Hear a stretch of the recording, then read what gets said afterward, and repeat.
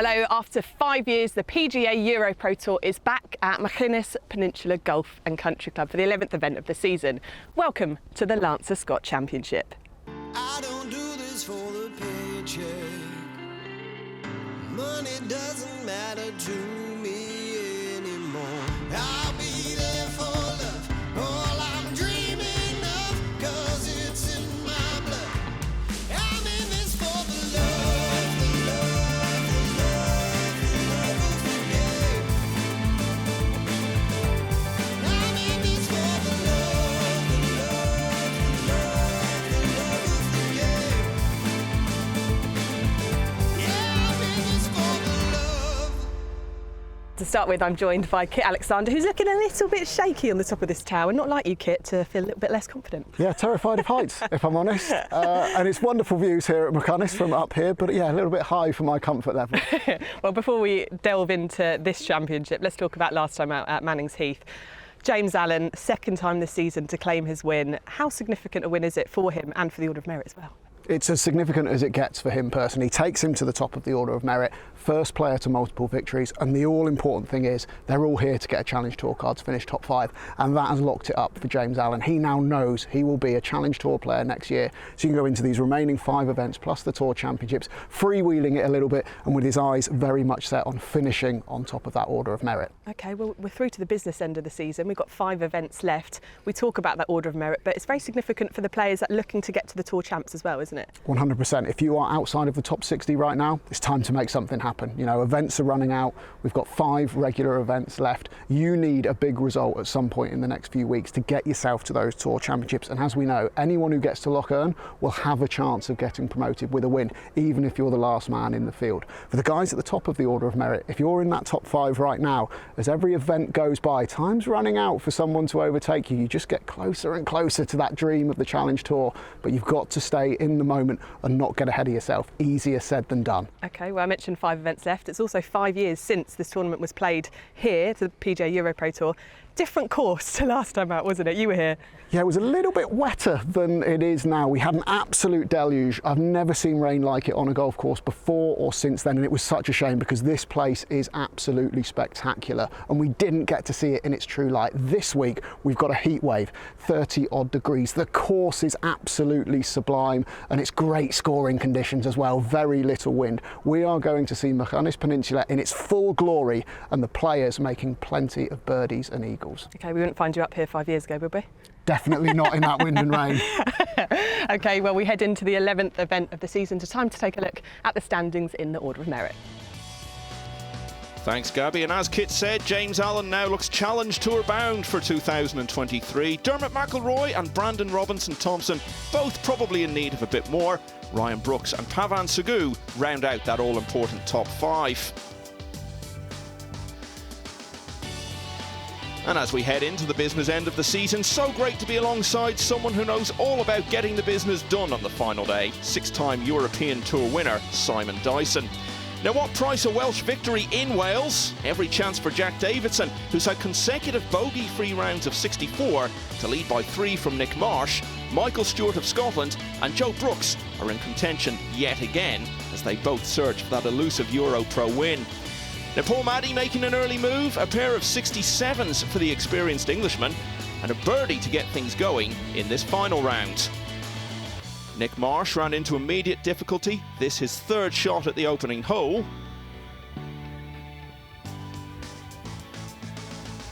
He would go on to make bogey from there. The other 2 members of the last group both parred. So it's on to the 2nd for them, which Simon can tell us all about. Yeah, very strong par 3 early on in the round, 194 yards, 177 front left. You got 2 bunkers guarding the right hand side. Water doesn't really come into play, but I think you'll see a lot of guys kind of bailing out left hand side here, but a really strong hole. Yeah, the par 3's all quite tough here, although this played the easiest of them over the first 2 rounds. Yeah, like I said, I think you'll be seeing a lot of guys trying to slide it in from the left hand side. Just play it up the green. Mike Stewart looked like he tried to draw that one into that left pin. Not a bad shot though. So I told you about that opening bogey for Marsh, and that means Davidson already has stretched his lead to 4. Yeah, Jack looks like he's played some lovely golf first 2 days. And he's continuing to do so. That's a fantastic shot. About 3 or 4 feet for birdie on the second. Now let's catch up with Ollie Reid. 9 under for the first 14 holes, including 2 eagles. He's just dropped his first shot of the day on 16, but a chance to get it straight back here.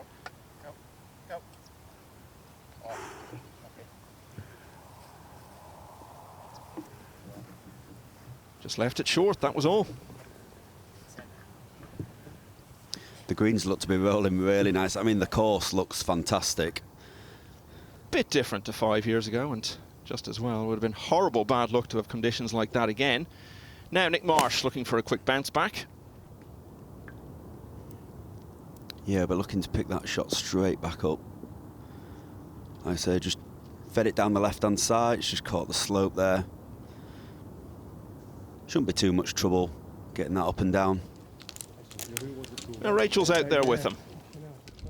Nick Marsh has hit a superb shot there, but he's just got unlucky. It's just rolled off the side of this green. He's got options. There's water behind the flag. He can either putt it or chip it. I think I'd be putting this. The grass is nice and short. I think that's the play. Now the very experienced Paul Maddy, and his prominence on the tour has been a real asset to the EuroPro this season. Yeah, it really has. He's a fine player, is Paul Maddy. He's put that in a nice position, sets up his third shot into the third. There are 2 things you can rely on every week out here, Simon. Joe Brooks will be up there, and he'll be wearing an exotic shirt. I know he's getting some wear out of that Puma shirt, but yeah, like you said, he's up there week in, week out. He's played all 10 events so far this season, only missed the cut once. Now Ollie Reid is 5 under for the 3 par 5s he's already played today. Here he is at another long hole, the last. Yeah, it went in at pace there, so should have got it quite well up the bunker there. Shouldn't leave him too much trouble. Nick Marsh with work to do to avoid a bogey start. Well, he's not gone with Rachel's option. He's chipped that and made a fine effort. At least he had the bank, you know, to kind of kill the shot into. So, yeah, he played it really well. It must have been line okay. As we see Maddy's third shot into the third. Be looking to up and down this. Firm bounce, bit of spin. Yeah, nicely judged. He's another one who's played every event, and like Brooks, has only missed the cut once. Quite an achievement when you consider it's only top 50 and ties going through each week. It is, and it just shows how consistent he's been playing. To only miss 1 cut is good with the standard that we're seeing. Now let's go back to the final hole and the progress of Reid. Ollie Reid has left himself in this greenside bunker in 2 on this par 5, and up or down is another chance for birdie. He's got a relatively flat lie, a little bit of wind into, which is only going to help him access this front pin. Yeah, so like Rachel said, he's on the flat part of the bunker, so he'll just be trying to pop this one up, land it just on the green and then release it down. Yeah, just really struggled to get the spin there. It just seemed to pop out a little bit to the right, like he took a bit too much sand for me there. He will have that put for a 63. Here's Mr. Brooks with his third into the third. Oh, judged it beautifully. He certainly stands out, does Joe. James Allen, winner last time out. Par at the first, bogeyed the second. Yeah, I managed to watch him at Manning's Heath. It was very comprehensive. He had complete control. It was great to see him get his second win. It was deserved.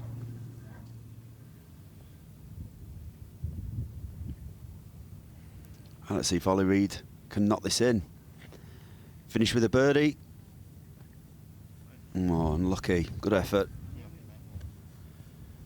Yeah, 2 pars to start, then covered the next 12 holes in 9 under and still had a chance to post the lowest round of the week even after that lone bogey on 16. Didn't quite happen. Reed's best place so far, 41st at Manning's Heath last week. He's going to do miles better here. Right, big moment early on in the round, I feel. If you're going to catch the leader, these are the putts that need to be going in. Most guys will be birdieing this 3rd hole. Just slid by on the right side. I think he'll be a bit disappointed with that par. Yeah, there was a chance to make it 2 birdies in the first 3. Now we saw Ollie Reed come in with that 64. He's talking to Kit.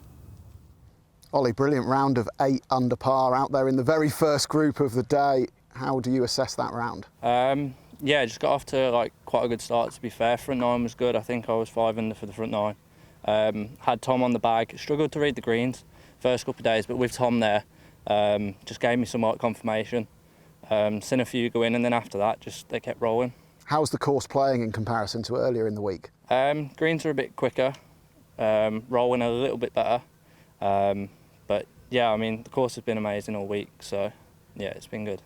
Do you think there are similar numbers out there for the leaders later in the day if it maybe gets a little windier? I think some people can post some numbers for sure. Like some of the pins gettable, some are tucked, but if they're like hitting it good off the tee, finding the greens and rolling the ball well, definitely, yeah. So likely to get him a top 10 finish. This man, though, with bigger ambitions today. Yeah, for the first birdie of the day, rams it in there. Very confident putt. Goes to -12.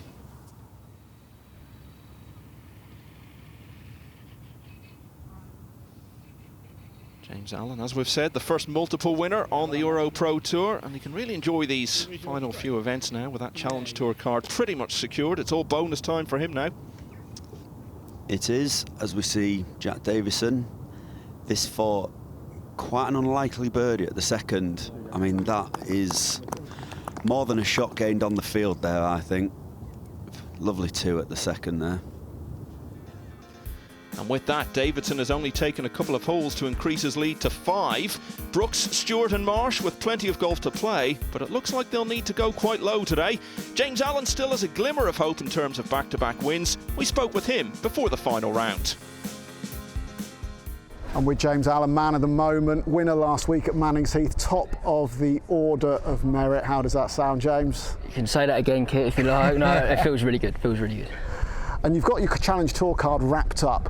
What was the emotion like when that winning putt went in and you knew you'd done it? So much relief, honestly, so much relief. Like you said before, you know, everyone starts out wanting to get it done as early as possible and without leaving too much to chance. So yeah, to have that putt going on the last and know that I'd kind of secured my first goal of the year, then I was over the moon. How were you feeling the morning of that final round last week, knowing what was tangibly on the line for you? It was the most nervous I've been in a while. Just because I felt like it was in my hands, like I knew I was playing well, and it was impossible to ignore the result if I was to win. So I did feel it to begin with, and I think that showed a little bit in how I played the first few holes. I was a little bit scrappy at times, but my short game kept me in, and then managed to sort of find some birdies when I really needed to. But we had a great day out there. Jack played fantastic, and we had a really good go at it all day. How much pride do you take in the manner in which you were able to get it done? A lot. I think I can take so much forward from this season, going forward into the next few years. Just know, I think winning on different stages might be different depending on how big of a deal you make of it. But the feeling of going out with the lead and knowing that you've done it before, I think is only going to help you. All right, let's rewind you. First event of the season, you get out the blocks quickly, win at Harleyford. What's going through your mind at that point as you've got the rest of the year ahead of you?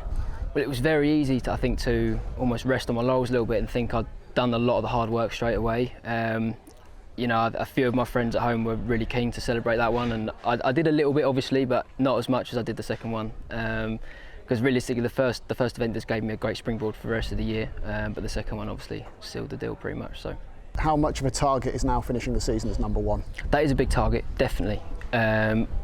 I think I've got a very good chance. But with the breakdown at Tour Championship, there's probably there'll be a lot of players that probably could pass me with a win. So that is a goal of mine. I would like to do that, but I'm not going to lose too much sleep over it. The initial goal of the season, I feel like I've completed. So, and if I get number 1, that's a bonus. How ready do you feel to take the next step and go and compete on the Challenge Tour? Yeah, I do. I really do feel ready. I feel like I've grown a lot as a golfer since I was out there playing a few years ago. But my understanding of my game's a lot better, and I don't see any reason why I can't compete. I'm shooting some good scores, and I think that you can translate that to anywhere. Just the start Jack Davidson would have dreamed of. He's very much in control at McInnes Peninsula.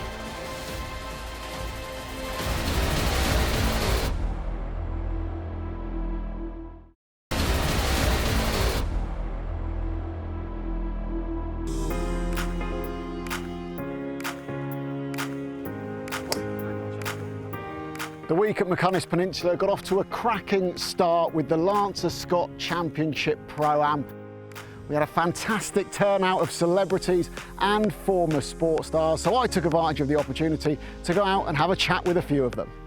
Two different ends of the spectrum of the sporting world in many ways, boxing and golf. What are they like as partners? Nothing alike at all. In boxing, if I got angry, I'd hit somebody. The other ball's just looking at you and you make so many mistakes, and you can't do anything about it. It's all mental in this game. How great is it to have the EuroPro Tour in town this week, not just for McInnes, but the area as a whole? Yeah, excellent. There's a bit of a buzz about it because historically this area is known for its rugby, right? So to get the top-end players coming down here, it's great to watch them play. Managed to play in a couple of pro-ams and just see them hit the ball is just something else. So hopefully I can try and stick with them a bit today, but it's great to get the opportunity to play with these incredible players. Solid start for you. How's your golf? Yeah, it's okay at the moment. I'm level par at the moment, so it's only downhill to go, really. This is a bit of a treat, really. So it's almost like a free lesson. So that's what I'm gonna use it as, and just have a good crack, a bit of fun. Well, what, the strike sounded good.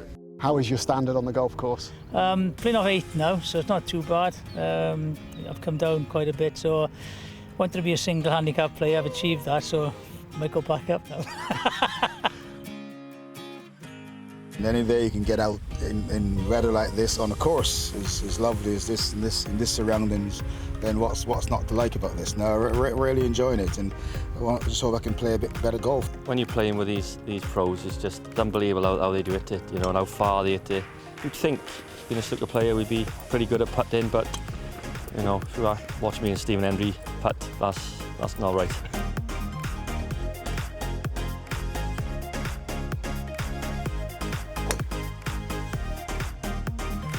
Fantastic. What a beautiful place, beautiful day, great company. Can't beat it. Some great insights there. Everyone obviously having a fantastic time, but now down to the serious business. Let's head back out to the action with your commentary team. Thanks, Kit, and just wonderful to see that here in Wales they're enjoying the sunshine that has been such a feature of this summer and bringing out this fantastic course in all its glory. This is where we left things. Jack Davidson having just birdied the second hole to ease into a 5-stroke lead. Ollie Reid already in with 64, and although 11 under almost certainly won't win, he'll be watching events closely in the hope of walking away with a good check. Joe Brooks has had so many of those. He's already had a second, a third and a fourth this season. He finished in all those positions at different times last season as well, but still looking for that breakthrough win. Yeah, I feel it's coming. He went down the left-hand side there, bunker in the middle of the fairway there, so he's worked that well. Looked like he just fed a 3-wood down the left-hand side. Opens up the green nicely for him. It's some effort from him, really, isn't it? He keeps going close, but he just comes back again and again, just seems to shrug it off and go again the next week. He does. He's got real good, acceptance about what happens. Feel like he's learning every week, so yeah, I do believe one week he will be lifting that trophy.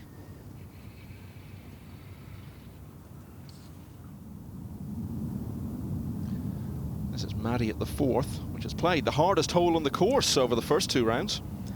Yeah, like I said, it's that bunker in the middle. Looks like Paul Maddie's just laid up short of it, but it leaves a really long second shot into not the widest of greens.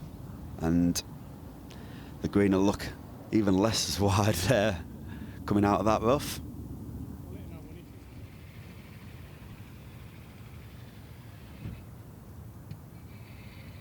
Nick Marsh with his third into the third. again. Nice shot, left himself just under the hole. Great opportunity to make a birdie early doors.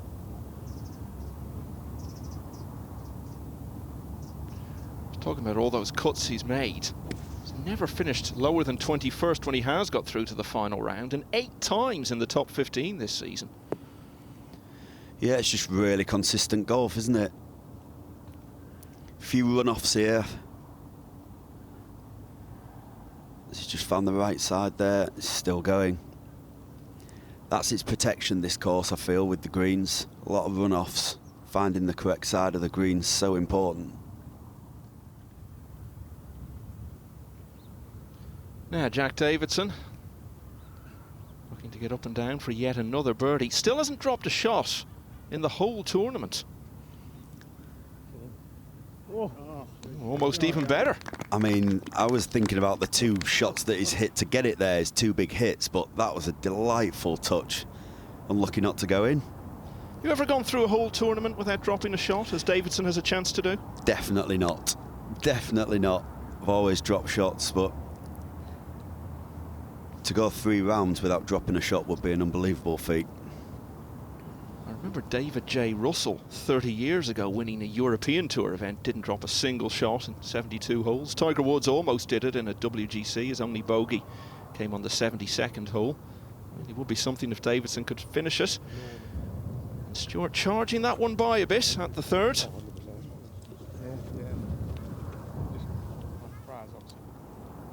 Right, let's see what Paul Maddy has up his sleeve. That must have been lying so bad, because he will have gone with lob wedge there, and that's come out like a 4-iron.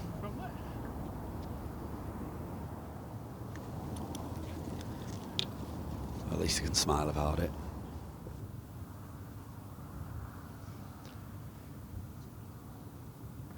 Now Marsh with another attempt to get back the stroke he dropped at the first. Yeah, it'll feel like that's a shot gone there. He'll have been wanting to get that shot dropped back on the 3rd.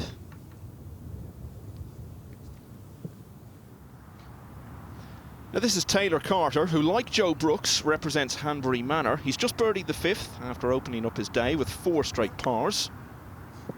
Oh, gone sideways on the belt. Shot that, And he's even doing his own commentary. Yeah, he's doing our job. It did look like it took a really harsh left bounce, but Taylor's been playing some good golf, been shooting some low scores as well. Right, Paul Maddy, damage limitation now. Really needs to up and down this to avoid the double bogey. Give himself a chance.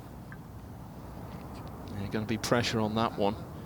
Not the sort of day when you're chasing a player who's playing well and a lot of birdies out there that you can afford double bogeys on the card. No, it isn't when all you're seeing is red numbers on that leaderboard. So a horrible half dozen for Michael Stewart at the longest hole on the course. And like we said, keep the double bogey off the card. Concentrate on the pre-shot routine, and he drops it in the front door. A good effort in the end. Yeah, it was. It was. He'll be kicking himself with the 2nd shot, but he's made a good bogey there. So he goes back to 10. Carter not happy with his previous shot, but he still has a chance to get to 9 under. Now, what was wrong with it? Battle of the pink shirts with his fellow Hanbury Manor player Joe Brooks today. And here is Brooks. Yeah, important putt for Brooks, this. I don't think he's been missing many of them this season, though. Really nicely tidied up there. So Davidson's lead now half a dozen over Brooks and Marsh. Reed is now joined on 11 under by Curtis Knipes of Chelmsford Golf Club, who's just eagled the long 13th to go 6 under for the day and has a real chance to better Reed's round of 64. As we see the 4th hole, 447 yards. There's that bunker in the middle of the fairway that'll be catching a lot of players out. Guys just taking 3 woods, getting alongside that, leaves themselves about 160 yards to the front of the green. 2 bunkers guarding the left side, so you'll see a lot of guys drawing it in from the right side, but there's a bailout area on the right side, which is where we saw Joe Brooks get up and down a moment ago. Davidson was playing in the Wales Open last week. He had a 71 in the first round. Another of those and he would have made the cut comfortably. As it was, he took 77 to miss out by 2, exactly the same as he did last year.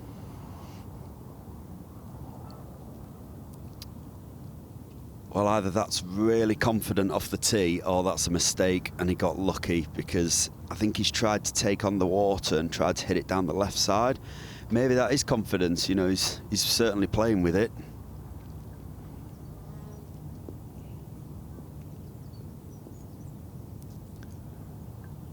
Nick Marsh needs to get something happening, the way this final round is shaping up. But all these guys, they're such a long way behind. They can't even really be thinking about winning at the moment. Just make the birdies and hope that Davidson slips up, but very little sign of it at the moment. Brandon Robinson-Thompson, already a winner on the EuroPro this season and one of the front runners for a Challenge Tour card. Yeah, nicely positioned there. Left himself a nice easy third shot up this 6th green. Michael Stewart, prime position on this 4th. Start it at the TV tower and just draw one into that left pin. This will set up nicely for him. Yeah, beautifully judged. Nearly made an eagle too. That'll be a nice, easy, straightforward tap in 3 for Michael Stewart, I presume. And a chance to make up for the 6 at the previous hole. Yeah, Nick's coming in from the correct side here, down that right side. Oh, just misjudged that a little bit. I bet that looked good in the air though. And here is Jack Davison on that left-hand side of the fairway, over the water. I don't think he'll have much in from here. If he meant that tee shot, that is an unbelievable tee shot, because that part of the fairway is about 10 yards wide with water down the right. So if he has meant that, that's very confident. Yeah, he led by a couple of shots going into the final round at Abridge earlier in the season, but ended up finishing 6 behind Tavan Sagu. It was a really frustrating final day from him, but proving a much better front runner today. Yeah, and he's judged that one nicely. Should make his 4 from there. Marsh has left himself a delicate little chip over the back of the 4th green here, but it's the type of shot that he'll get to it and he'll quite fancy it. The green gradually slopes away from him. He's got a pretty good lie as well, so he can kind of do what he wants with it. All he needs to do really, just lift it a pace or so onto the green, read it just a little bit from left to right and let the slope do the hard work for him. This is one you've got to fancy he'll give a run at the hole. Yeah, I agree with Kit on this one. It's just a question of getting it on that green, letting the slope do the work, letting it roll down. Shouldn't cause him too much trouble here. A little bit clumsy, I feel. I don't think he'll be happy with that. Come out a little bit faster than he thought, maybe. Carter has birdied the 5th and the 6th, but such a long par 3 this. Big ask to keep that sequence going. Yeah, the strong par 3s this week, aren't they? As we see Taylor, Carter judge that very well. He'll be happy when he gets up to see that ball.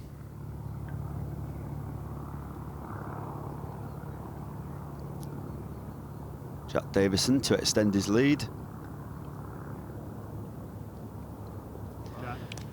Slips it in the side door, but what a start to the final round. Those little side door ones always drop in when you're playing so well. They certainly do. Pace is so important in putting though. You see a lot of the good putters sneak them in the side door. Unfortunately, that one went past the side door. That's 2 over for the first 4 holes. Not the start Nick Marsh will have been looking for. And like the 2nd, the 7th hole is a very strong par 3. So if you can make a 2 like Taylor's done there, again you're gaining well over a shot on the field with that. Nice work. As we see Stewart try and knock his birdie putt in. right edge. Oh, just lips out left side. Feel like he went a bit firm with that. He'll be disappointed with that. Meanwhile, it just gets better and better for Jack Davidson, whose hat-trick of birdies has swept him into a 7-shot lead. Brooks now on his own in second, but he's had more than enough near misses on this tour already, so surely he won't be giving up on the dream quite yet. James Anderson is the main man here at McCunness Peninsula. He's been telling us about the venue. The course is slightly unusual in that it's links in style. Tommy Fleetwood said it's the best man-made links in the world when he was asked about his top 6 favourite golf courses. And what he meant by that was that this has been manufactured. We didn't have natural sand dunes, but it's got a links feel with manicured fairways and all the modern irrigation systems, etc., that you can build into a course now. And the reason that this course is as green as it is. Great compliments to Marcus Weaver and Simon Cooper, the 2 greenkeepers, and their team, because I think they've actually produced a spectacular course for the players this week. And certainly, as McCunness matures, it's getting better and better, and this is the best it's ever been. Just 4 holes into the final round, and Jack Davidson has more than doubled his overnight lead already in the Lancer Scott Championship.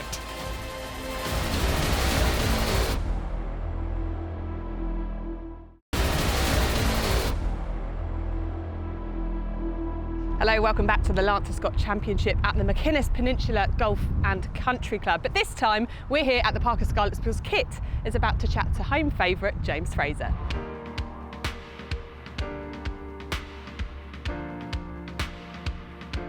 Okay, James and I, we've come down to the Park East Scarlets, home of Llanelli Scarlets, of course, rugby, massive in this part of the world. James, you a rugby fan?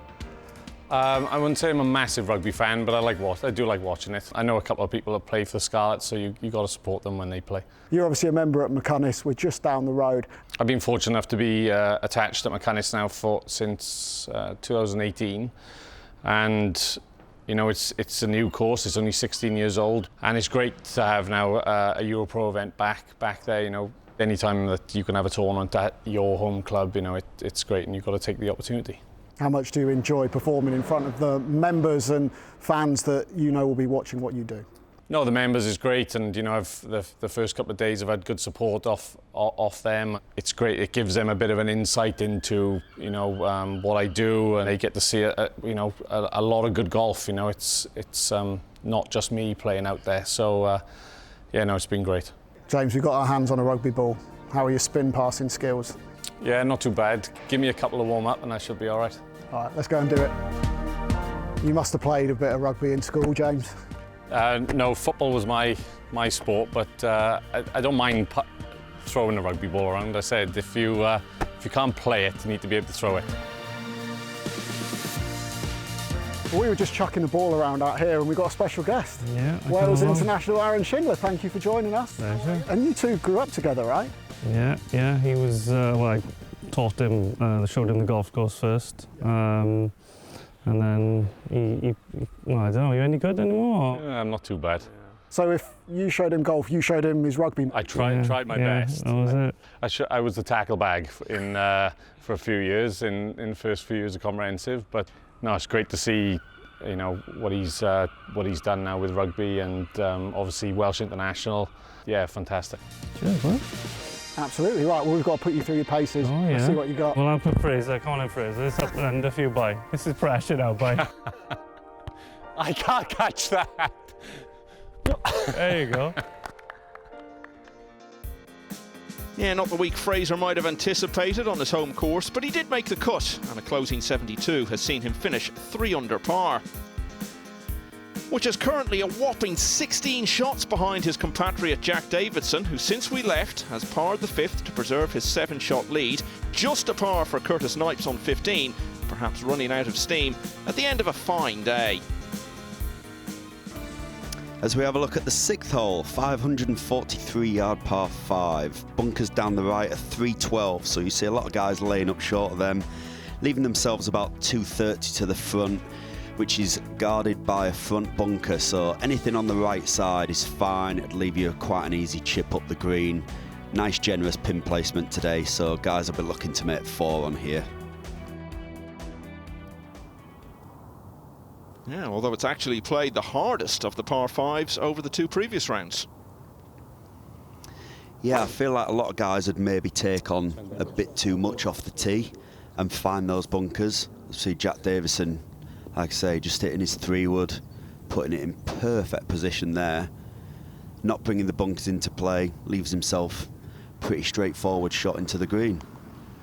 Someone's going to have to do something very special to stop Davidson. Brooks can make an eagle here. Is it 2 great shots to get it in that position? Like I say, most guys will be favouring the right side of the green. Should make his 4 from there. I think he knew from an early stage he wasn't threatening, but yeah, happy enough with 2 putts from the edge. See if Michael Stewart can find the fairway. He's going with the big dog. Probably just turning it from the right-hand side. That's exactly what he's done, taking those bunkers on. That is a long shot, long drive. He's only going to have about 180 to the front there.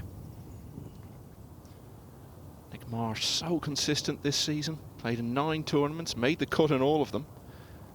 37th last week at Manning's Heath, but that was the first time in any of those events he'd been outside the top 15.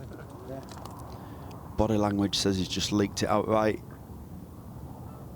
He has done, but he's missed the bunkers, so he's going to have an approach into that green from there.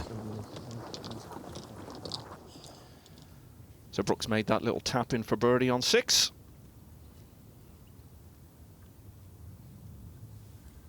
Yeah, this 7th hole, 207 to the front, and the green is 35 yards long, so it's playing a long hole. It's a lovely shot in there. He's just played so much good golf this year and last, and it's just one little mistake or one unfortunate hole along the way that seems to just kill his momentum every time. So many big final round charges. It is, and I've watched him quite a lot in the final rounds, and he's actually played some good golf, and you do need a little bit of luck, and 1 or 2 mistakes, but a little bit of bad luck here and there, and you know, you're not winning the tournament, are you? Good shot from James Allen in there as well. They're making this 7th look easy. Yeah, and it's anything but. Nobody played the par 3s better over the first 2 days than Paul Maddy.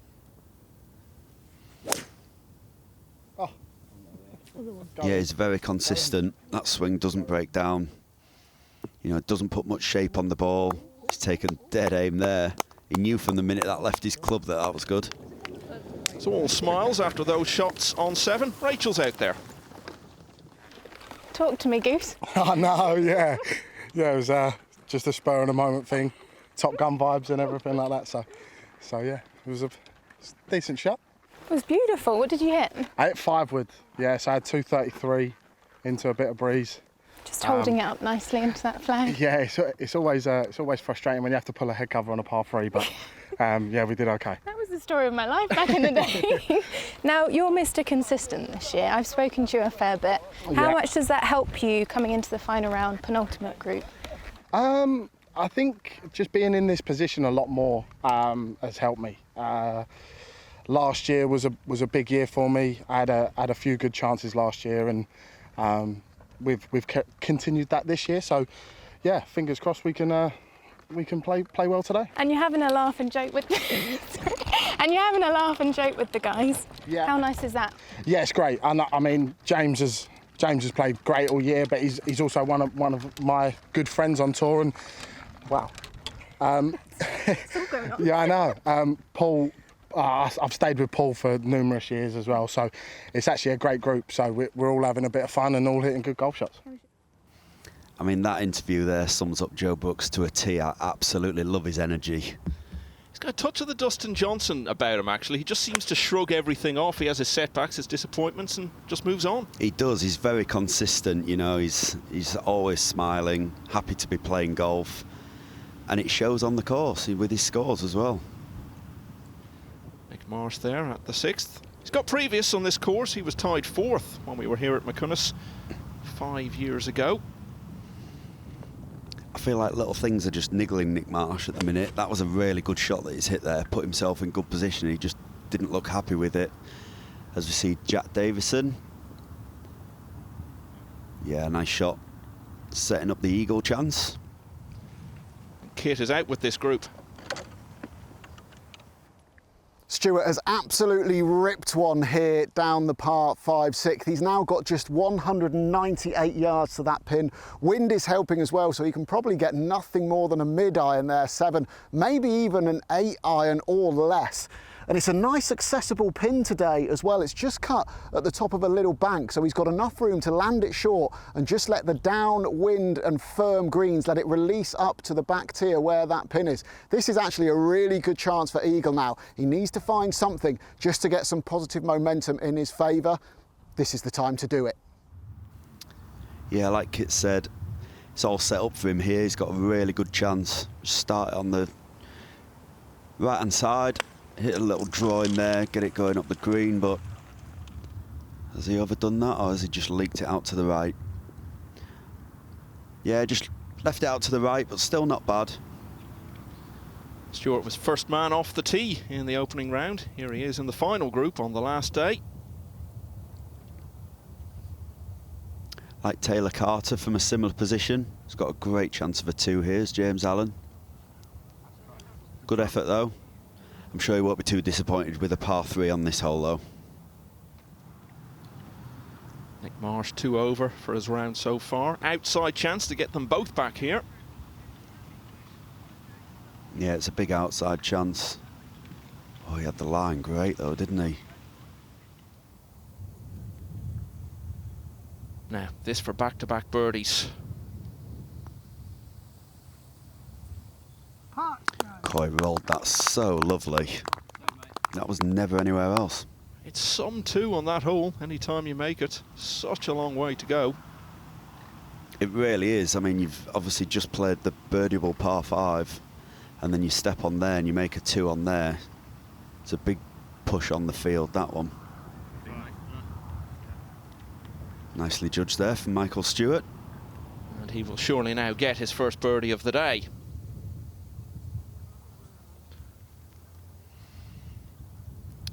After the best tee shot of the 3 ball, see if he can finish up. Yeah, nice 2 there. Deserved that from the tee shot.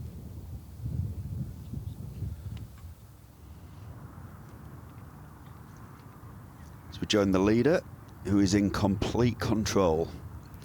This to go to -21. Just didn't look convinced with that one, did he? How do you approach it in this situation when he's playing so well? Does he keep pressing, trying to go further ahead, or is it sensible to start getting a little bit more conservative? I mean, the way he's playing, you know, we saw his tee shot on the 3rd, that wasn't conservative, so he clearly plays his best when he plays aggressive, so why change the game plan? And it's so different, as we've said, to Abridge, where he really didn't seem to be himself at all on the final day, having started in the lead. Just a completely different player today. That gets him to 20 under par. He does look a completely different player. He looks in complete control.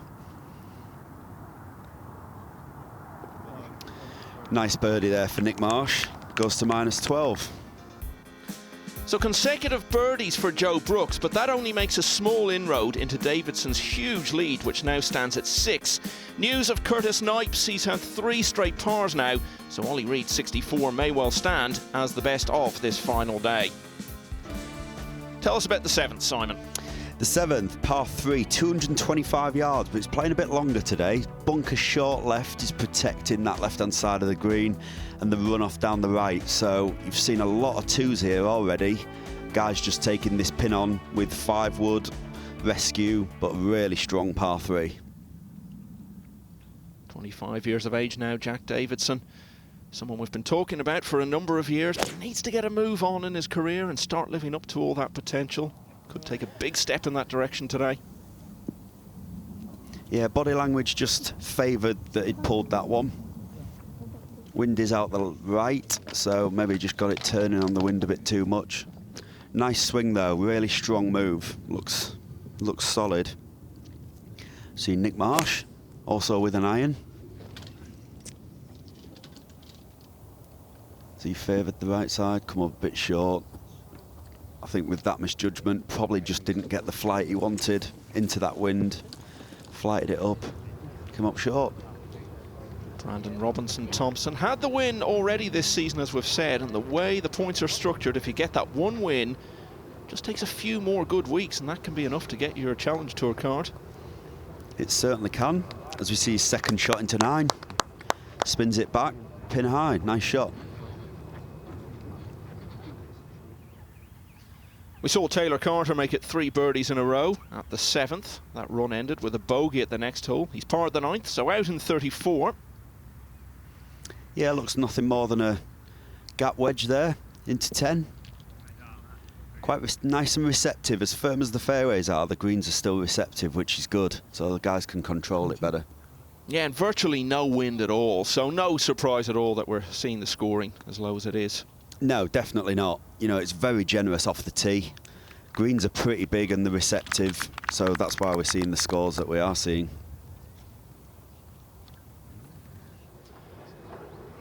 Now, we've talked about Jack Davidson and the fact that he hasn't dropped a shot yet in the tournament. Well, that applies to David Haig as well. He's parred all of the first 8 today, so that run is still going. Good solid player, David Haig. His granddad started my golf career. He was the one who taught me at Moulton and Norton Golf Club, Alan. And that's the club that Haig currently represents on the tour. This man plays out of the Caversham. Well, we might be looking at his first drop shot of the tournament here, unless he can hole a 30-foot putt for his par. He's got it all to do, though.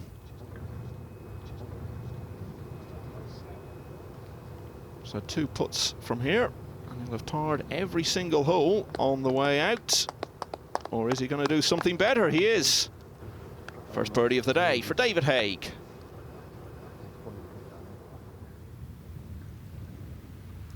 Let's see if Taylor can make birdie on 10, wrap up this hole, and get to -10. Yeah, never in doubt. Equalled his career EuroPro best by finishing tied 3rd at Studley Wood back in June. Now Davidson to avoid his first bogey of the week.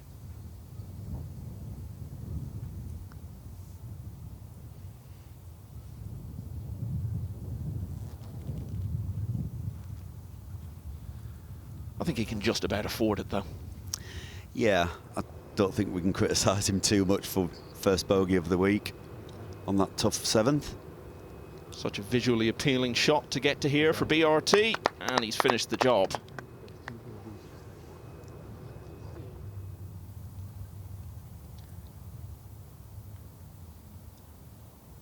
As we see him wrap up here, see if he can make his 4. Not too disastrous. Forget that now and move on.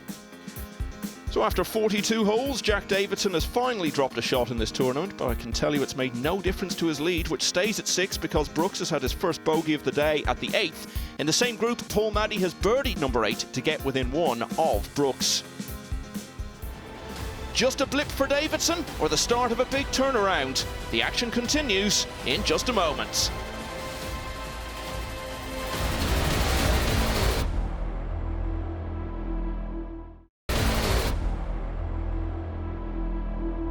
Hello, a very warm welcome back to the Lancer Scott Championship here at the stunning McKinney's Peninsula Golf and Country Club. Well, another sunny day here for the final round, so time to rejoin our commentators.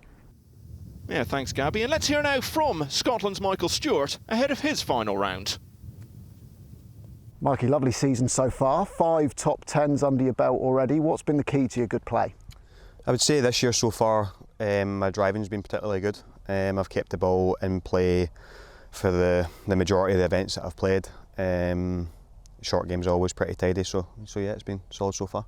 We spoke earlier in the season, you mentioned some changes to your game. They've obviously bedded in absolutely fantastically. How satisfying is it to feel that level of control over the new technique?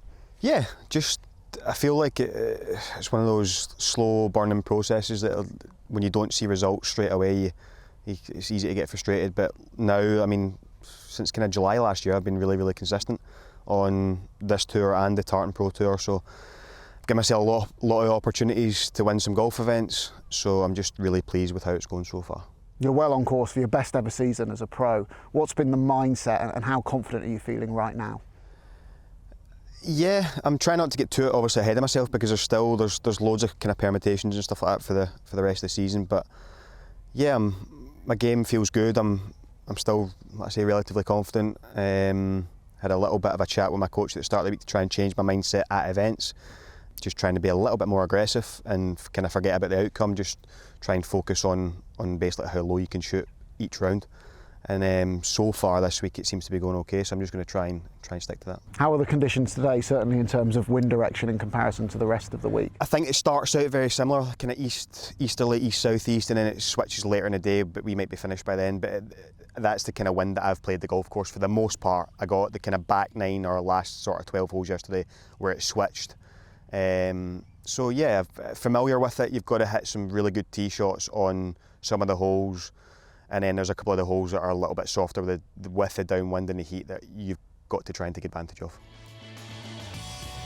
Well, Stewart was level par for the day when he came to the 8th, where this putt gave him his second birdie in 3 holes. He has followed it up though with bogey on 9, so Stewart out in 36 and back to 12 under where he started the day. A second win of the season, probably out of reach for Brandon Robinson-Thompson, but still battling for a high finish. Birdie here at 11 took him to 12 under, although he too has gone on to bogey the following hole. Now Joe Brooks parred the 9th to be out in 34. He can still win this with a spectacular homeward journey. Birdie on 10, just the way to start that quest. So Brooks gets it to 14 under par, and Paul Maddy also moving forward. This, at the 11th, was his 3rd birdie in 5 holes. But with Davidson responding to his first setback of the whole week by reeling off 3 successive pars, he remains the dominant figure. Curtis Knipes did find 1 more birdie at the last, so it's a 65 for him. 12 under is the best total posted so far.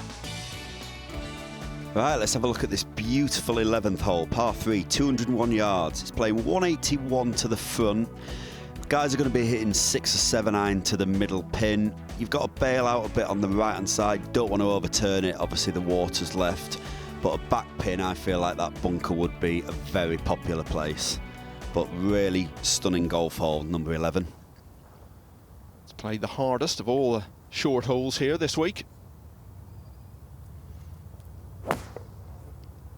Yeah, this hole is basically dictated on pin position, I feel. That back pin is really tough. Looks like it's tucked a little bit on the left-hand side. See a nice shot in there from Nick Marsh. Wind looks like it's a little out the left as well, which obviously makes it a little bit harder as well. He's 7 behind this man. As I said, we've been talking about Davidson for a while. Played Walker Cup in Los Angeles 5 years ago. Final day singles opponent was Will Zalatoris. Wonder what he's gone on to since then. Will who? Zalatoris. He's a pretty well-known American golfer, Simon. He's a fantastic golfer. A major championship specialist. Not won one yet, though. Beautiful shot in there from Jack Davison. Carrying on doing exactly what he's done the previous 2 days.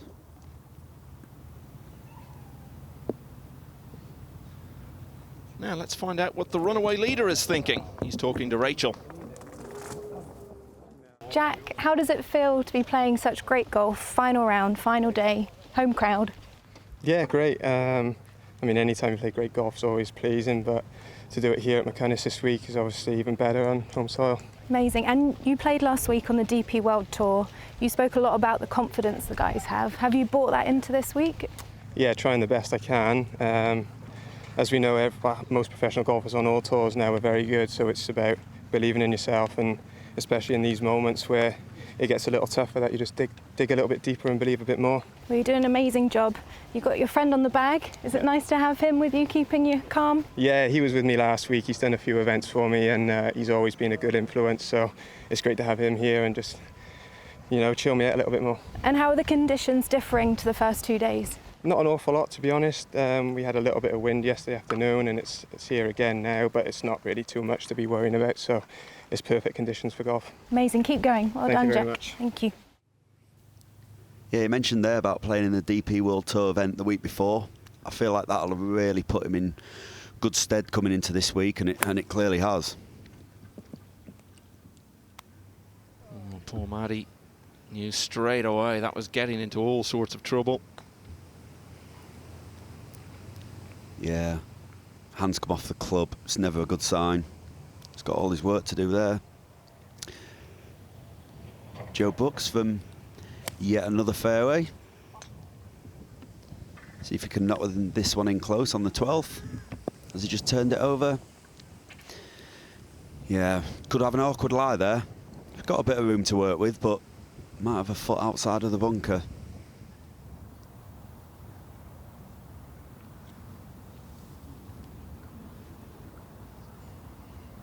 Yeah, we saw these 3 tee shots earlier. I feel like the tee's up a little bit. They were quite high flighted shots, so probably playing off the front tee to that left pin. Just to mention David Haig, we were talking earlier when we saw him about the prospect of him going through the whole tournament without dropping a shot. He got within 7 holes of doing it, but then had a double bogey here at the 12th, where Paul Maddy's having problems of his own. Yeah, it looks like it's catching a few players out today. Nick Marsh has steadied things a bit after a pretty wretched start, to be fair. He can get back to where he started the day.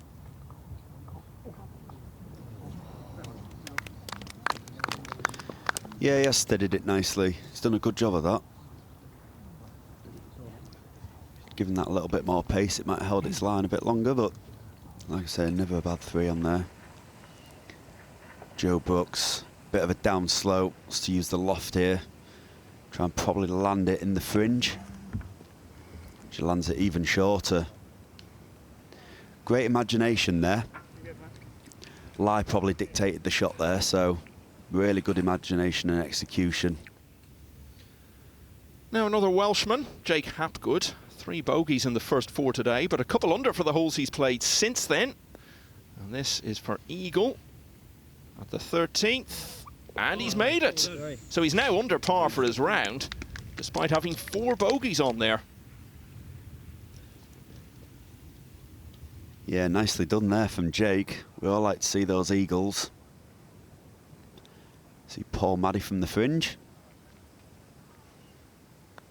Realistically, he will want to try and hold this, but give it a good go. I think he'll have been more or less expecting to drop at least 1 shot after that second that he hit. So in the end, relieved that it is only 1.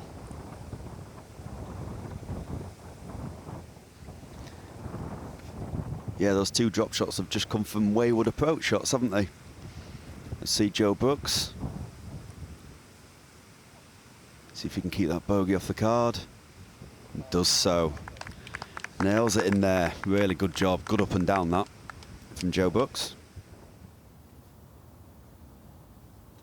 Our last look of the week at the par 3 11th.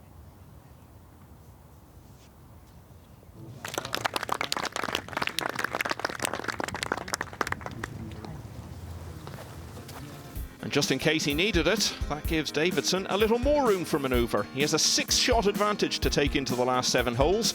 At the moment, the rest appear to be playing for second, and Joe Brooks is best placed for that. Mike Holt is the director of our sponsors, Lancer Scott. Time to hear from him. I know a lot about this golf course. Jim Anderson, a good friend of mine, has invited me down here many times, and it's how we decided to get the EuroPro event here.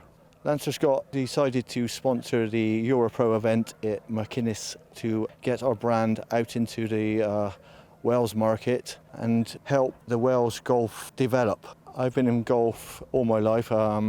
Played golf since the age of 30, haven't been very good. I've done a few golf events all around the world and decided this would be a great place to get the brand of Lancer Scott out into the Wales nation. 12th hole, par 4, 441 yards. It's all about keeping it out of that bunker on the right-hand side. That bunker's at 291. So I think you'll see a lot of guys hitting 3 wood, leaving about 140 yards to the front. And it's a back pin today. The slope favours the pin, but that back left bunker is also going to come into play, as we saw Joe Brooks in there. But middle of the green, take your 4 and walk away. as we join Kit, who is with Jack Davidson's second shot. That's Jack Davidson's ball, just over off the right-hand side of the fairway, and quite a lot to calculate in here, 199 yards. So it's a long shot off of a slight upslope, and you saw there are some big blades of grass. They're going to get trapped, and that looks like a flyer lie to me all day. The slight upslope, that's going to launch it up into the air, and there is a bit of breeze hurting here, so a lot to calculate. We've seen players struggle with this shot today. Can Jack Davidson pull the right club and find the putting surface? Yeah, not the greatest lie for the distance that he's got. He's left himself a long way back here. So I would imagine he'll just be playing for the middle of the green. Looks like the club just turned on him a little bit. It's a good job there's a lot of room left of this green.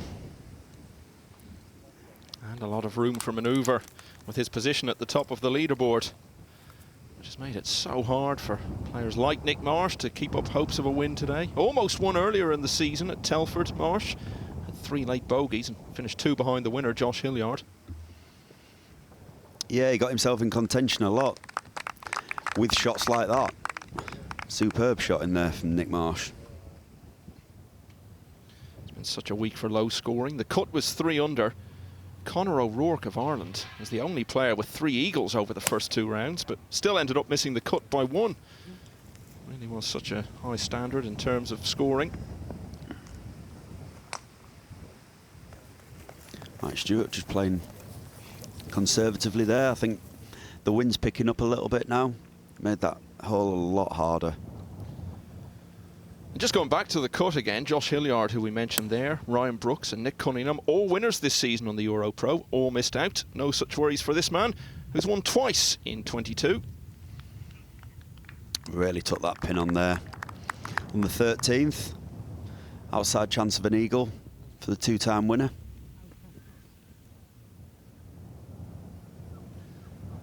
Joe Brooks somehow is still a no-time winner. Wouldn't it be lovely to live in one of those houses, Simon? It would. It would. Beautiful part of the world, isn't it?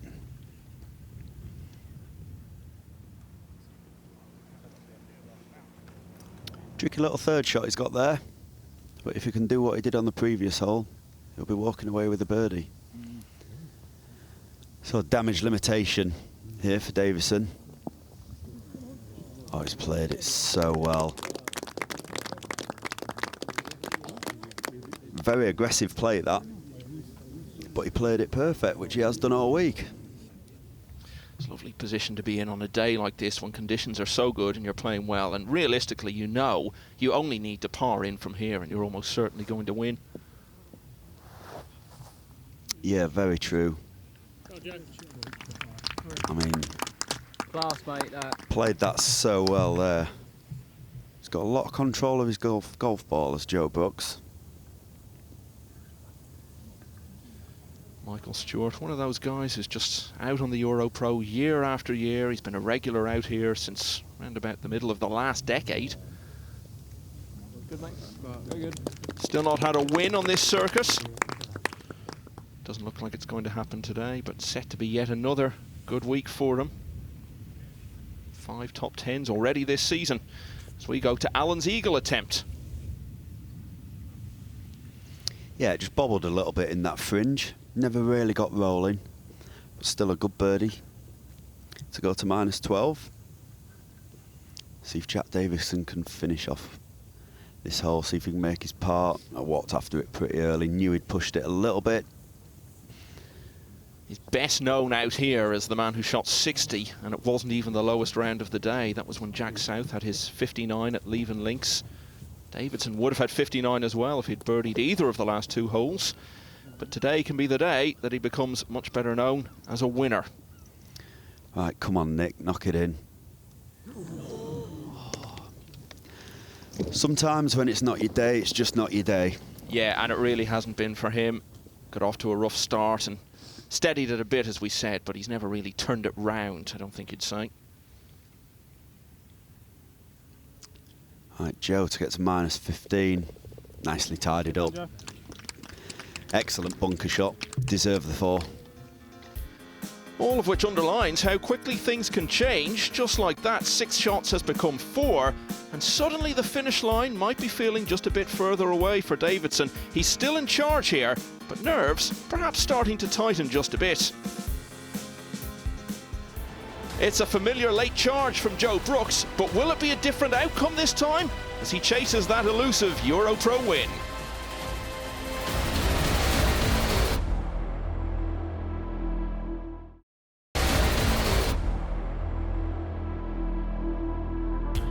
It's the final round of the Lancer Scott Championship, where Welshman Jack Davidson is leading in his home country, having joined us for a chat before teeing off today.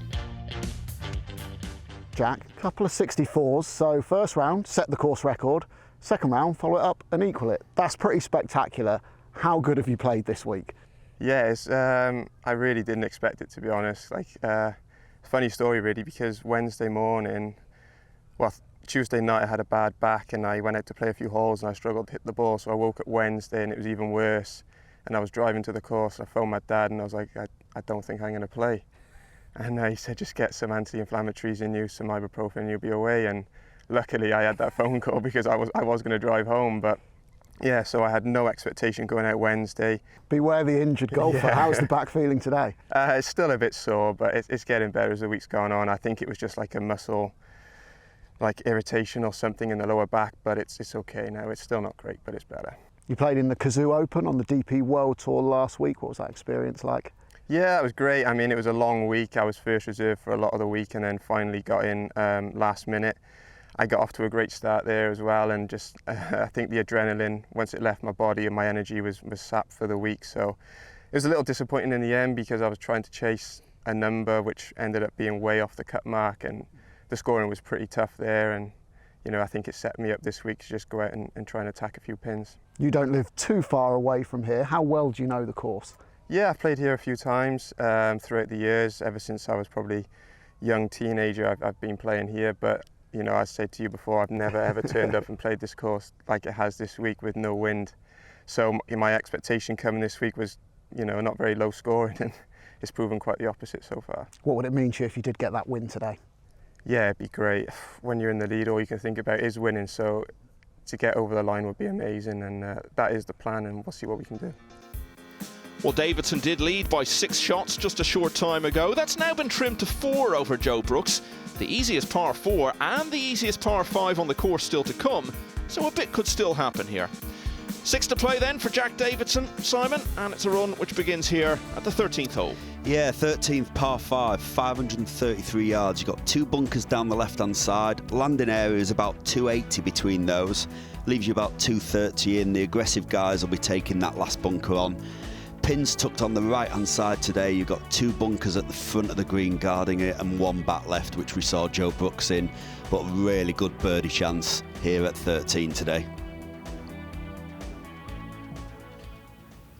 Obviously, it still looks as though Davidson is probably going to win this, but still big moments for all of these guys. So many of these front runners are in the mix for those Challenge Tour cards, so a good finish over these closing holes come the end of the season could be the difference between getting onto the Challenge Tour and not. They are. All the points and prize money add up, and it could be thousands that separate, but it could actually be the odd pound here and there. Remember Eamon Darcy missing out on the Ryder Cup team one year by £58. So every stroke so important.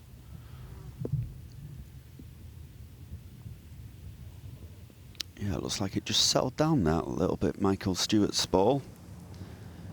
I mean, he's a classic example. He's built up so many high finishes. He's not going to get the win today, but he's putting himself in position that if he did get the win, add it to all those good results, and that could be enough to get him in to the top 5. For Jack Davidson, though, it looks like being a winning day.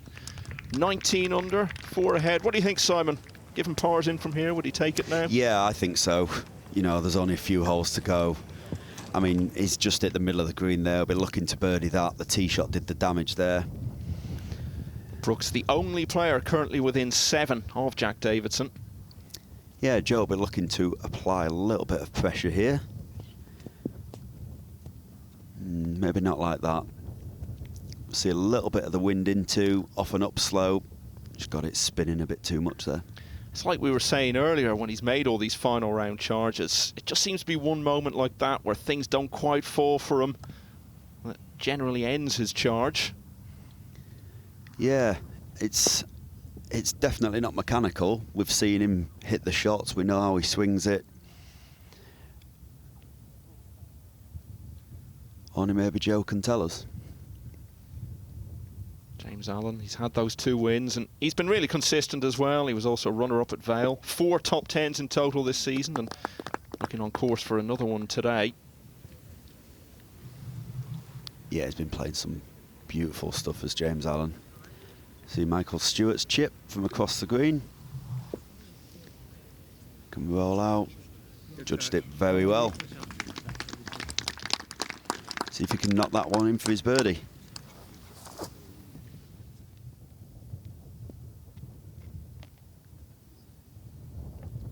Right, what he would give for a chip in right now. I'm guessing he was thinking exactly the same. Could have got back to 3 behind. Nick Marsh has hit a fantastic shot. He's here in 2 on this par 5 under regulation. He's got a look at eagle, putt is slightly left to right. Where he is in the tournament, getting an eagle at this point, he might not catch the leader, but it's really, really good chance to get those order of merit points. Yeah, and Marsh is a classic example of that. I mean, even 2 putts from here, suddenly he's got a real chance of another second place finish. You add it to all the other good results he's had, and suddenly he's just looking for a win somewhere between now and the end of the season, and he could wrap up top 5. Yeah, he's just trying to accumulate those points, isn't he? Points mean prizes, and the prize at the end of the day is a challenge tour card.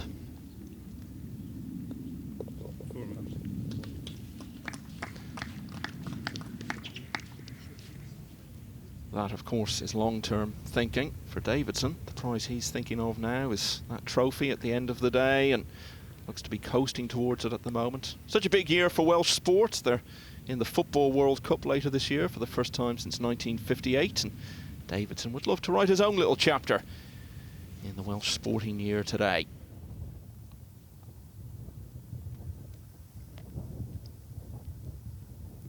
Paul Maddy, and really nice shot into here, into 14, so this for birdie. Yeah, nicely converted. Gets him to -13.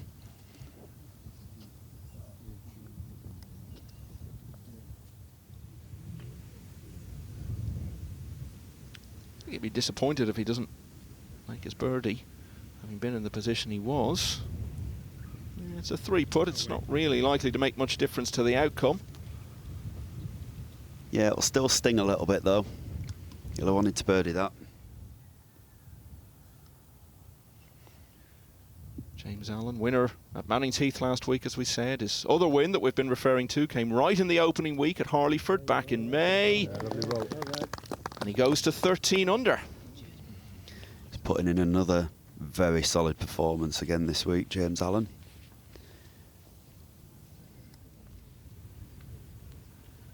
Michael Stewart from much closer in, really, also looking to get to 13.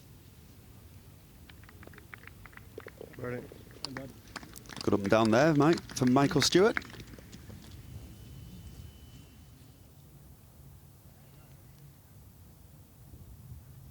Joe books for his par. These are the moments. Final round, few holes to go. So important. Yeah, and that's a bogey on what's been playing the easiest of all the par 4s on the course. And as a result of that, Davidson's par on 13 gets him back into a 5-shot lead despite the 3-putt. Pars in from here would be just about a cast iron guarantee of victory, so it now seems to be a 5-way battle to finish runner-up, with those 5 players covered by just a single stroke. 14th par 4, 368 yards. We've got a bunker in the middle of the fairway. Guys will be looking to just lay up short of that, leaving themselves about 100 yards into this pin. Very accessible pin, just left-hand side. Bunker short right, guarding it, but very good chance of a 3 here on 14 today. Michael Stewart would have won at Cumberwell Park in June if he'd parred the final hole. Instead, he bogeyed it, ended up losing to Ryan Brooks at the 3rd extra hole. So he remains one of the most talented players out here, not to have won yet. Spot on 90 yards here for Jack Davidson. Lovely lie, and it's quite an accessible pin, just into the slightest little bit of breeze. This is all about how he chooses to flight it. Does he want to hit it in there high and soft, or hit one of those lower, more flighted wedge shots that we see more often these days? From this lie on a slight upslope and into a little bit of breeze, I think it's that little lower flighted one for me. Yeah, explained well there by Kit. I think Jack Davidson will be licking his lips over the shot. It'll really suit him. Nice low ball flight, get it spinning, couple of bounces and check up. And executed it perfectly. Great shot there.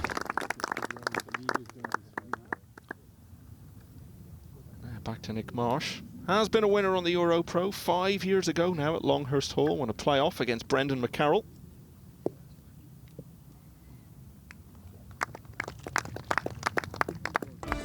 Let's look at the 15th, par 4, 432 yards.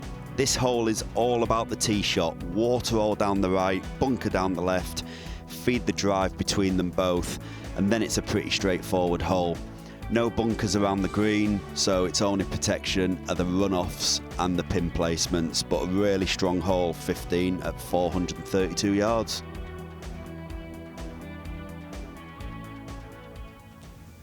We always say that thing about when you've been knocking on the door and you get your first win, the floodgates can open. And he had gone close a couple of times, Alan. He'd been runner-up twice, including the Tour Championship, and now he's got that first win. He's followed it up quite quickly with another one. It'll be fascinating to see if he can go on and win. He'll be playing at a higher level next season, of course, but winning's a habit.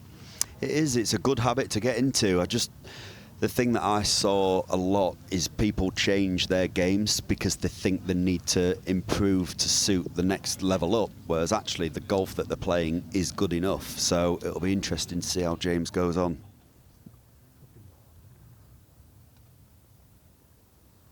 Back to Marsh with that wonderful backdrop. We really are seeing every great thing about this course today. Yeah, it really is stunning, isn't it? We're seeing it in all its beauty. Couple more rolls short there. That would have been another birdie for Nick Marsh.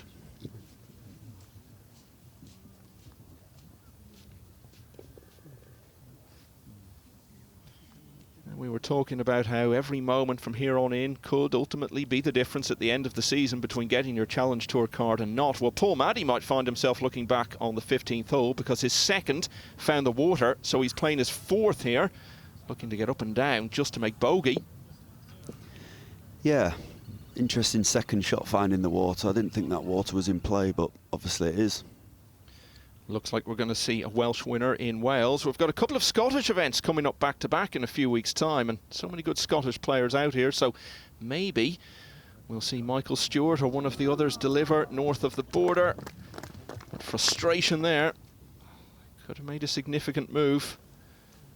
Davidson so far ahead, but it really is pretty tight in the places after that. It is really tight, a lot to play for. So look at James Allen's third shot on the 15th. Shouldn't prove too difficult. And it doesn't. Excellent touch there. We were watching Taylor Carter earlier in the day, not seen him for a while. He's probably glad we didn't see him play the 12th because he double bogeyed it, which really stalled whatever progress he was making.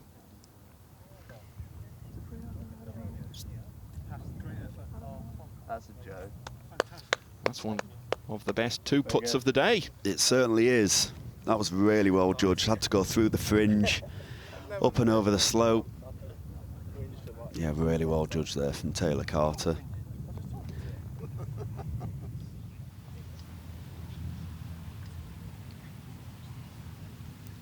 Right, let's see if we can bounce back straight away, Joe Brooks. Make a birdie on this 15th, low side. Just seemed to bobble a bit early again.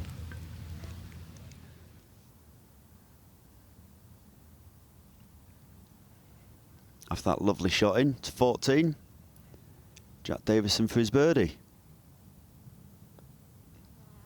Nicely done.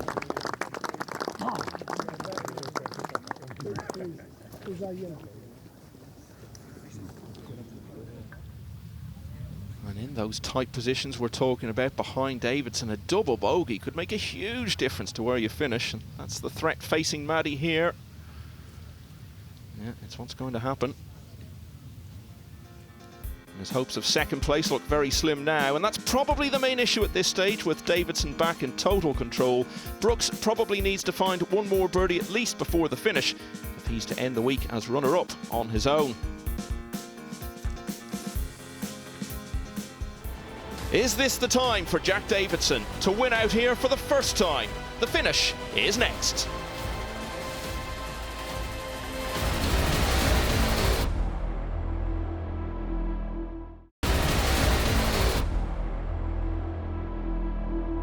Hello and welcome back to the Lancer Scott Championship here at McCunness Peninsula Golf and Country Club. Well, time now to rejoin the action with our commentary team, Michael McMullen and Simon Dyson. Yeah, thanks once again, Gabby. And although it looks pretty inevitable that Jack Davidson is going to win this from here, still some important holes to be played for other reasons. And having already won a title this season, Brandon Robinson-Thompson is firmly in the chase for one of the 5 Challenge Tour cards on offer this year. 2 putt birdie at the last means 70, a total of 11 under, and another top 10 result tucked away. Michael Stewart's consistent season means he's also in that Challenge Tour reckoning. This at the 16th set him up for birdie, taking him to 14 under, and now he's in sole possession of second place. Nick Marsh also has eyes on a runner-up finish, but perhaps less so after his 3rd bogey of the day at 16. Marsh slumps to 12 under par. Meanwhile, pars at 15 and 16, good enough to keep Jack Davidson's 6-shot lead fully intact. Stewart now second alone, as I said, and that's because Joe Brooks made it 2 bogeys in 3 holes by taking 5 at the 16th. He's followed that with par on the penultimate hole. Yeah, let's look at the last of the par 3s. 17th, 192 yards.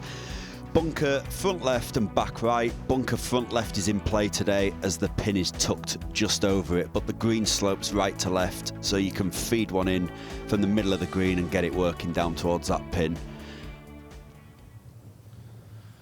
Mentioned that Scottish swing coming up in a few weeks' time that I'm sure Stuart is looking forward to. Before that, we've got Northern Ireland next week. We're here in Wales for this one, so great to see the tour getting out and about around the nations. He's done that exactly as I said, just favoured the right-hand side, used the slope a little bit, and he's set up a nice birdie chance there. Pretty sure I can't remember anyone ever blowing a 6-shot lead with 2 holes to play. Definitely not with 2 holes to play. I did it with 18 holes to play once. Where was that? That was the Volvo China Open. I was 6 clear going into the last round. When you won the Dunhill Links, though, that was comfortable-ish, the last couple of holes? Yeah, ish. I mean, I was behind McIlroy and Luke Donald going into the last round, but I got off to a good start, 6 under through 7. Got a 3-shot lead early on and just maintained that throughout the round. But it never felt comfortable down the stretch, not with those 2 breathing down my back. Nick Marsh has got 2 to play. Heading for his 7th top 10 finish of the season. It's only the 10th event he's played in. Lovely shot. I was just going to say what he would give for a birdie here to get up into that top 5. Joe Brooks, as we've said, has been close so many times, runner-up on 4 occasions on the EuroPro, but they've all been tied. He's never been second on his own. Big finish here, and it could happen. Aggressive line there for his 2nd shot, really took that on. Again, shouldn't cause too much difficulty, just chipping down the slope there. Paul Maddy's 2nd shot into the last. Lost a lot of ground with that double bogey on 15. Couple of pars since then. Yeah, just found the front bunker there. Was probably just trying to hit a nice high floaty cut into that pin. Out the rough, came out a little soft. It's been a week for the big names of the EuroPro. Everyone up there is someone who's very established at this level. None more so this year than James Allen. Again, you see his confidence there, taking that pin on. Jack's really not going to like this on 17. He is plugged in the face of the bunker. He's got three options. He can go out left, he can try and get down to the ball and go out right, or he can give it a go and try and, you know, go straight over that trap. But whatever he decides, he's got a lot of shots to play with. I can't wait to see what he does with this one. Yeah, this is an interesting one, like Rachel just said. As you can see, he's got one leg out the bunker. Hit it as hard as you can. Try and get the leading edge digging in and bring the sand up, and it's probably taken a bit too much sand. Really tough shot there, though.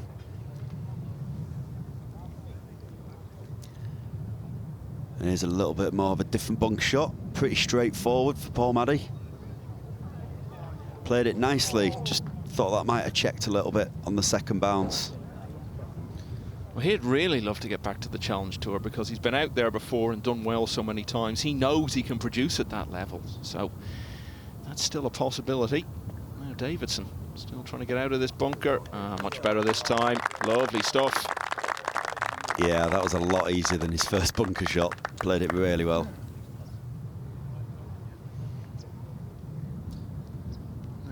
Chip in for eagle, and maybe he'll get second on his own, which he's never done, as we were saying, on the EuroPro. Gave it a very good chance. Played it nicely. Plenty of loft. Let the slope do the work. Just got to mention Matt Miller of Dainton Park, the amateur, finished 8 under. He's only going to be a few shots outside the top 10. Ollie Brimfield, another amateur, made the cut as well, finished 3 under.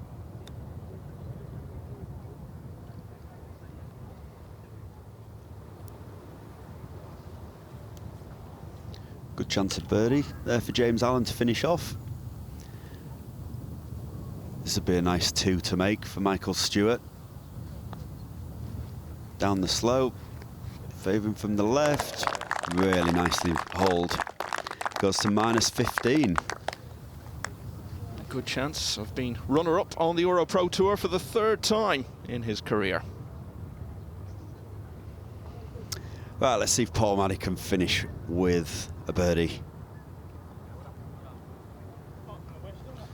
Indeed he does. Was never really in the shake-up in terms of winning today, coming from a good bit behind. That 6 towards the end really cost him a lot. But another good week for the very experienced Englishman. Good 2 for Nick Marsh there. The guy's making it look easy.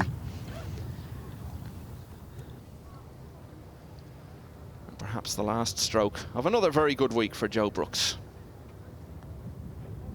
Indeed it is. 3 birdies in the first 7 for him. A couple more early in the back 9 gave him the slightest glimmer of hope. Nowhere near the finishing stretch he would have needed to have any chance of winning, but it will be a 4th top 4 finish of the season for him. Yeah, another good week. Couple of bogeys coming down the stretch, which I think we're a bit disappointed with, but like I said, another good week. James Allen finishing off. Bogey at the 2nd was an early blow to any hopes of back-to-back wins for him, but he played the rest of the round in 5 under. 68 is set to be about as good as any of the overnight contenders.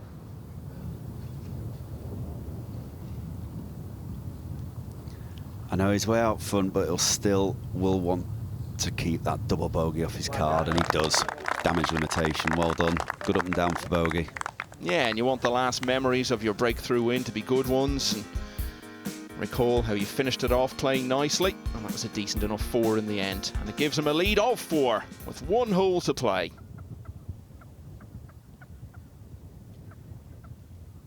Looking to finish with a flurry.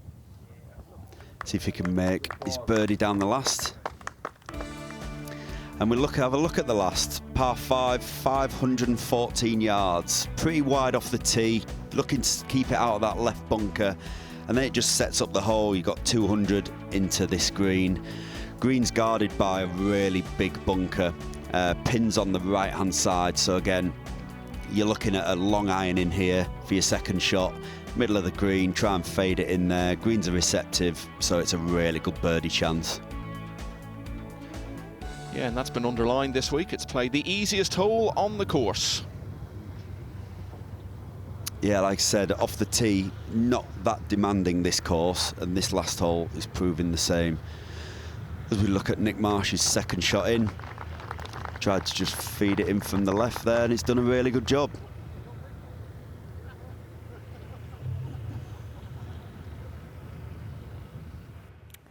Jack Davidson on 18. He's found the rough right side of the fairway.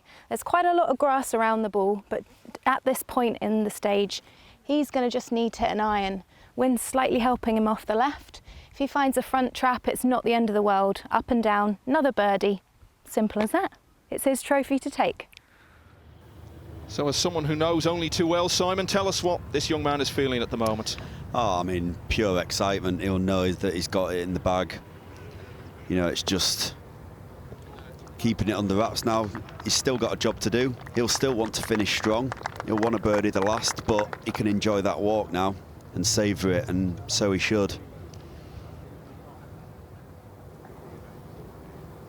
Still big moments for Michael Stewart. Looking good for second place. Not quite guaranteed yet. Yeah, if he can find the dance floor with his second shot here.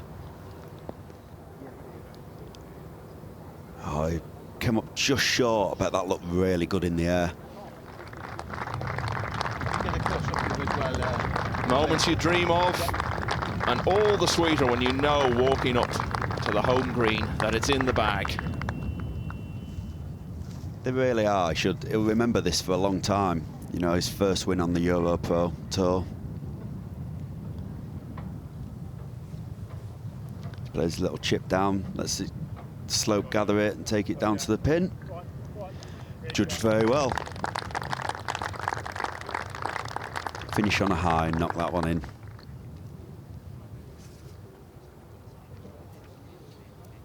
Nick Marsh has an eagle putt to get to 15 under, so Stewart has got to get up and down from here to finish second on his own for sure. Played it well, just looked like it shot off a little bit, but got the height, got the spin. Right, let's see if Nick Marsh can make this. Down the slope. Doesn't look much in it, pretty straight putt. He had the line. He had the line. Kind of sums up the day for Nick's putter that today. So 2 putts from here, and he will be solo second.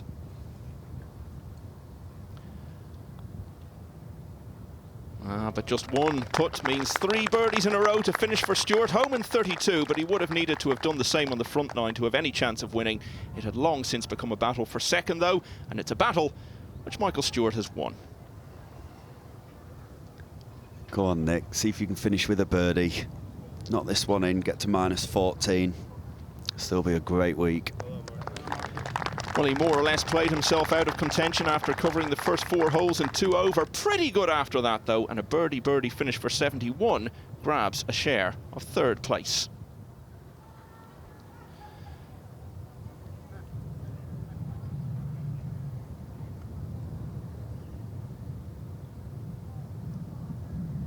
Well, it isn't the birdie finish he wanted, but Jack Davidson's time has come.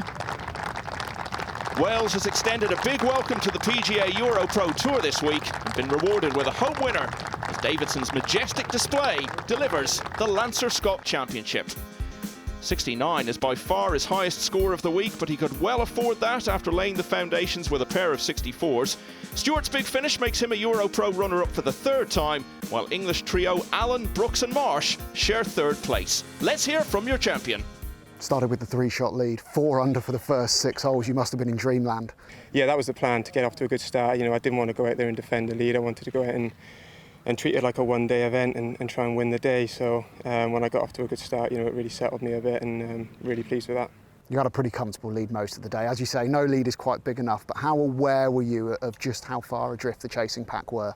I was aware towards the final 4 or 5 holes where I know I had, I think, 5 or 6 shots ahead, so I was just trying to not make mistakes, and then unfortunately on 17 I probably had the biggest worst break I could have asked for, but you know, I got out of there with a bogey, which was really nice.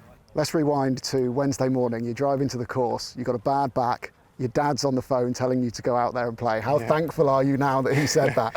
Yeah, very thankful. Honestly, if I didn't make that call, I wouldn't have played. It's unbelievable to think now I'm standing here winning, but you know, my dad came up today to watch, so very thankful. How special is it to have your dad here, and you know, so much great Welsh support as well? Yeah, I mean, to get my first win on the EuroPro is amazing, but to do it here with my family here is just, you know, even special. And this now shoots you right up that order of merit. You must be feeling in a really good place, full of confidence as that chase for the top 5 Challenge Tour cards heats up. Yeah, I mean, I've played really solid all year, and you know, I think I've made 10 out of 10 cuts on this tour, so it's just getting that win really boosts you up, and that's what you need on this tour, is a win. So hopefully now I can follow it up with some more good performances. Well, it's taken a bit longer than we might have expected of such a talented player, but after a few close-run things, Jack Davidson is a winner on the EuroPro Tour for the very first time. James Allen's share of 3rd place strengthens his already comfortable lead in the order of merit. Brandon Robinson-Thompson also closing in on the Challenge Tour. After nudging ahead of the absent Dermot McIlroy into 2nd, Davidson's win puts him in the top 5 with just 5 tournaments to play. Well, it's been a great week here at McCunness Peninsula Golf and Country Club, and we look forward to seeing you next time out at Clandypoy Golf Club for the Northern Ireland Masters.